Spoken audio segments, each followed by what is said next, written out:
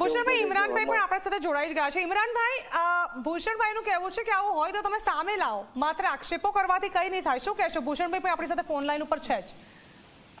હવે અમદાવાદ મ્યુનિસિપલ કોર્પોરેશનના કમિશનરશ્રીને મેં પત્ર લખ્યો છે અને અગાઉ પણ મેં આ રજૂઆત સંકલન સમિતિની મિટિંગના અંદર અમારી જે છે એમએલએ એમપીની રજૂઆત કરી ચૂક્યો છું કે અમદાવાદ શહેરના અંદર જે પ્રમાણે 2800થી વધારે હેરિટેજ ઇમારતો આવેલી છે, તેમાં મકાનો આવેલા છે, મસ્જિદ છે, મંદિર, ચર્ચ છે, એવી 2800થી વધારે ઇમારતો અમદાવાદના અંદર મધ્ય ઝોનના અંદર જ છે.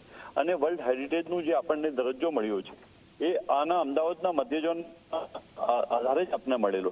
દેશના પણ આ ખૂબ ચિંતા કરતા હોય છે કે આ વર્લ્ડ હેરિટેજનો આપણો દરજ્જો છે અકબંધ રહેવો જોઈએ, પરંતુ ક્યાંક ને ક્યાંક રાજમાણસો તરફથી જે હેરિટેજ બિલ્ડિંગો જે છે, જે સિમ્બોલિક હેરિટેજ લાગે સિમ્બોલ વાળી બિલ્ડિંગો તોડીને ત્યાં ફ્લેટ બનાવવામાં આવી રહ્યા છે, એવી ફરિયાદ મારા પાસે પણ મળે છે. જે પ્રમાણે ભૂષણભાઈ કે અમિતભાઈ કહેતા હોય કે ભાઈ અમારા પાસે આવી ફરિયાદો આવતી હોય છે, તો મારા પાસે પણ આવી ફરિયાદો આવતી હોય છે. એટલે આ ફરિયાદોના આધારે જ મેં મ્યુનિસિપલ કમિશનરશ્રીને પત્ર લખ્યો છે. સીએમશ્રીને પણ બતાવ્યું છે કે ભાઈ આ હેરિટેજનો આપણી જે ઇમારતો છે તે સુરક્ષિત રહેવી જોઈએ અને જે કોઈ પણ આમાં કાર્યવાહી કરવાની તમે જે રીતે હમણાં પણ તમારું સ્ટેટમેન્ટ મેં 2-3 સાંભળ્યા, જેમાં તમારું પણ કહેવું છે કે એક વિશેષ સમુદાયને ટાર્ગેટ કરવામાં આવી રહ્યો છે. એટલે તમારું એ સ્પષ્ટપણે માનવું છે કે ખરેખર વિશેષ સમુદાયને ટાર્ગેટ કરીને જુહાપુરા અને જમાલપુર વિસ્તારના દબાણો દૂર હટાવવાની કામગીરી કરવામાં આવી રહી છે. હું એવું કહેવા માંગુ છું કે અમદાવાદ શહેરના અંદર દરેક જગ્યાએ ગેરકાયદેસર બાંધકામો થાય છે. એવું નથી કે ખાલી જમાલપુર હોય, કાલુપુર, દરિયાપુર કે શાહપુરના અંદર થતા હોય, પરંતુ આખા અમદાવાદ શહેરના અંદર જ્યાં જ્યાં અત્યારે ઘણી મોટી સ્કીમો બનતી હોય છે, ત્યાં કર્ણાવતીના અંદર આટલી મોટી ગેરકાયદેસર કર્ણાવતી રાજપથ ક્લબના અંદર પણ એ લોકોએ ગેરકાયદેસર બાંધકામ કર્યું. ત્યાં તો તોડવા જતા નથી, ફક્ત ને ફક્ત એક ટાર્ગેટ બનાવવામાં આવી રહ્યો છે કે જે મારી રજૂઆત એ છે કે ભાઈ તમે દરેક જગ્યાએ બાંધકામ ગેરકાયદેસર થતા હોય તો તમે દરેક જગ્યાએ એનો ડેમોલેશન તમે કરો. તમે એક ને એક મધ્ય ઝોનના અંદર જે વિસ્તારોના અંદર ટાર્ગેટ બનાવીને કહી રહ્યા છો તેનો હું વિરોધ કરી રહ્યો છું. ઓકે ભૂષણભાઈ, માત્ર 2 જ એરિયામાં આ કામગીરી ભાજપ કરી રહ્યું છે, અન્ય એરિયામાં પણ ગેરકાયદે દબાણો તો છે જ, અને એ વાત તો આપણે સ્વીકારવી જ પડે ને.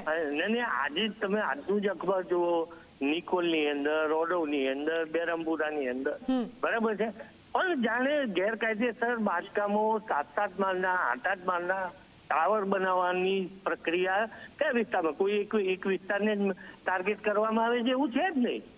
દરેક વિસ્તારની અંદર ભૂષણભાઈ લાઈન પર છે. ભૂષણભાઈને કહેવા માંગુ છું ફક્ત ને ફક્ત અત્યારે જે પ્રમાણે જે મધ્ય ઝોનને ટાર્ગેટ કરવામાં આવી રહ્યો છે અને મધ્ય ઝોનના અંદર જે પ્રમાણે જે તમારા તરફથી કહેવામાં આવી રહ્યું છે કે અહીંયા ગેરકાયદેસર બાંધકામો થઈ રહ્યા છે, અરે ત્યાં પોળો છે, પોળોના અંદર જે ઐતિહાસિક મકાનો છે તોડીને આજે મારા પાસે ફોટોગ્રાફ છે, મારા પાસે લેટર છે કે કઈ કઈ જગ્યાએ તમે જે પ્રમાણે તોડીને મકાનો બની ગયા છે. અત્યારે જે હવેલીઓ હતી, હેરિટેજ હવેલીઓ તોડીને મકાનો બની ગયા છે, ફ્લેટ બની ગયા છે, એ બધી જ વિગતો મારા પાસે છે અને મેં એ જ વિગતો બધી કમિશનરશ્રીને આપી છે.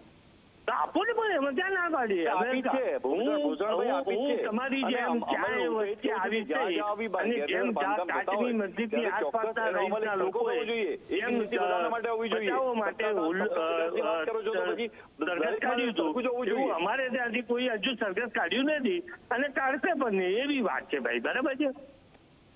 અને એ જ વકફ કમિટીના સભ્યોને સભ્ય બનાવવા માટે કોણ નીકળ્યું હતું એ બી બધાને ખબર છે ભાઈ. શું સભ્ય વકફ કમિટીના ચેરમેન તમારા છે, તમારી સંખ્યા તમારા છે, ધારાસભ્ય તરીકે હું સભ્ય બનાવવા માટે કોણ નીકળ્યું હતું એ બી બધાને ખબર છે એમ કહું. ભારતીય જનતા પાર્ટીના ચેરમેન અમારા જે ચેરમેને ના બન્યા. ચલો, અત્યારે મહત્વપૂર્ણ વાત તો એ જ છે કે જે આક્ષેપ કરવામાં આવ્યા છે, અને સ્વાભાવિક છે કે દબાણો તો ન જ થવા જોઈએ. કોઈ પણ ધર્મને લઈને રાજનીતિ આમાં પણ ન જ હોવી જોઈએ. જે કરવામાં આવતી હોય તો તે પણ ખોટી છે, પરંતુ ભાજપ આક્ષેપોને ફગાવી રહ્યું છે. ખૂબ ખૂબ આભાર બંનેનો હાલ ઝી 24 કલાક સાથે જોડાવા બદલ.